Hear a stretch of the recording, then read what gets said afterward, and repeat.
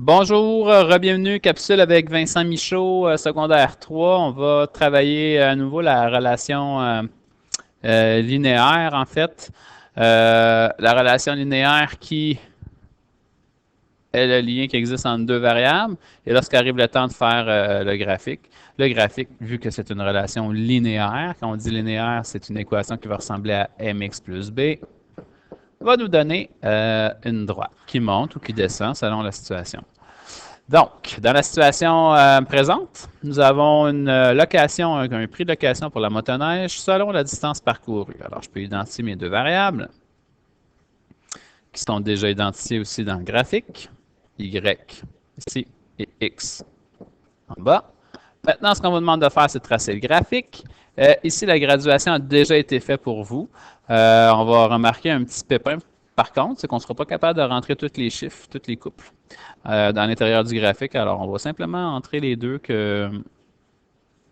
vont être possibles, puis on va les relier à l'aide de la règle le mieux qu'on peut. On a 5 avec 67 et 50. Alors, 5 pour 67 et 50. Je me ramasse ici. J'ai un point là. Et j'ai 50, 90. 50, 90. J'ai donc un second point ici. Pour ce qui est des deux derniers points, comme je disais tantôt, ils sont simplement trop gros, là, les coordonnées sont trop élevées pour le graphique. Alors, c'est pas grave, on va avoir une approximation à l'aide des deux points que nous avons déjà placés dans le graphique.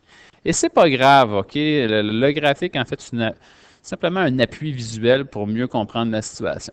Alors ici, le coût de location va évidemment augmenter au fur et à mesure que notre distance parcourue va elle aussi augmenter. Maintenant, première partie. Fait deuxième partie, on vous demande de décrire la règle, l'équation. Alors, nous avons fait la démarche à la page précédente. Je la recommence. Je vais simplement faire la démarche ici, par contre, OK, en haut, étant donné que je n'ai pas beaucoup de place là. Alors, première partie, quelle est la pente? On inscrit notre formule. Le petit 2 et le petit 1 veulent simplement dire qu'on va avoir besoin de s'identifier deux couples. Alors, moi, je vais venir chercher deux couples dans ma table de valeurs. Prenons les deux que j'ai encerclés, tiens. Alors, supposons que lui, ce sera le 1 et que le second, ce sera le numéro 2. Je rappelle, c'est vous qui décidez de quel couple et de quel numéro vous allez donner. Par contre, une fois que c'est fait, on ne touche pas à rien. Et là, on doit respecter l'ordre que l'on a marqué. Donc, Y2, le Y du deuxième couple, c'est le chiffre 90. Y1, c'est le Y du premier couple, 67 et 50. X2, c'est le X du deuxième couple, qui est 50. Et X1, c'est le X du premier couple, qui est 5. Ce qui nous donne une pente 90 moins 67. On va donc obtenir 20, 22 et 50. Et la pente, si je la calcule jusqu'au bout, je la mets en nombre à virgule.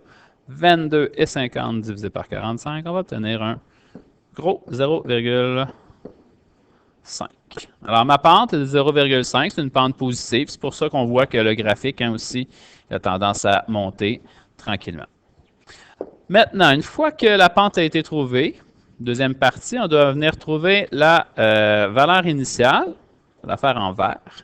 Alors, même chose, je vais la faire ici, là, à droite. Alors, ma valeur initiale, c'est l'endroit où la situation débute. Alors là, visuellement, on serait tenté de dire que la situation débute ici approximativement à 65, 66, 63, on ne sait pas, 64. C'est pas assez précis à l'œil, c'est pour ça qu'on fait la démarche mathématique. Alors, on inscrit la formule. On insère la pente que l'on vient de calculer, qui est de 0,5 à l'intérieur de ma formule.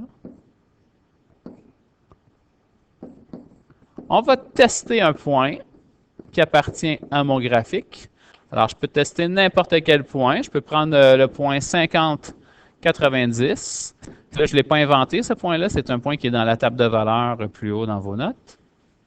Et dans 50, 90, 50 est un X, 90 est un Y. On va insérer ces deux chiffres-là à leur position respective dans l'équation.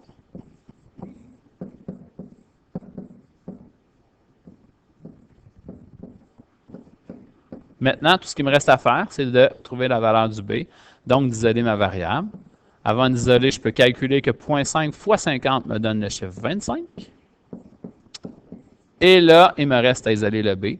Le contraire de plus 25, c'est de faire moins 25. Si je le fais d'un côté, je dois le refaire de l'autre bord. Et ça me donne donc ma réponse. Dans ce cas-ci, 65 va être égal à B.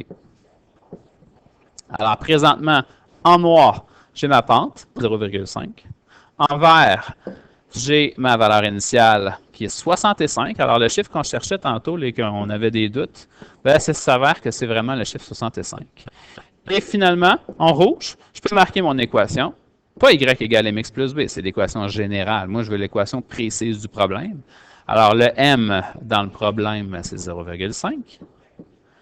Et le b dans le problème, c'est 65.